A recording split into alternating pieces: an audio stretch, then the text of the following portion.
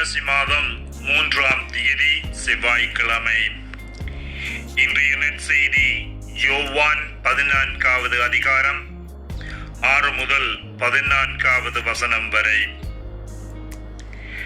நான் தந்தையினுள்ளும் தந்தை என்னுள்ளும் இருப்பதை நீங்கள் நம்புவதில்லையா? நான் உங்களுக்கு கூறியவற்றை நானாக கூறவில்லை, என்னில் இருந்து கொண்டு செயலாற்றுபவர் தந்தையே. யோவான் 14வது அதிகாரம் 10வது வசனம் இது. நமது வாழ்க்கையிலே வார்த்தை வாழ்வாக இன்றைய நற்செய்தியில் இயேசு தம் சீடர்களின் கேள்விகளுக்கு இங்கு தகுந்த பதிலை முன்வைக்கின்றார்.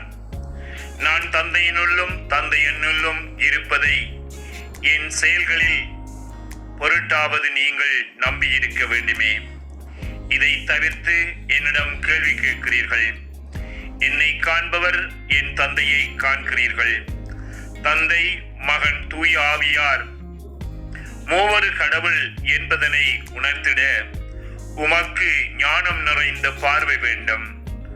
மகன் இருக்கும் இடத்தில் தந்தையும் ஆவியாரும் உடனிருந்து செயல்படுகிறார்கள் என்பதே ஞான பார்வையாகும். ஞானம் எனும் வரம் தூய ஆவியாரின் கொடை.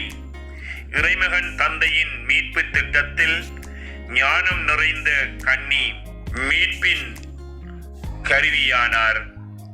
இங்கே தமதிருத்துவம் வழி தோன்றுகின்றது என்பதை சுவைப்போம். தந்தை, மகன், ஆவியானவரை அறிகின்றேனா? தமதிருத்துவம் இங்கே சூழ்ந்திருப்பதை அறிகின்றேனா?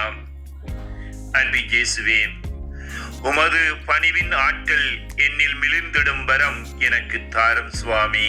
ஆமென்.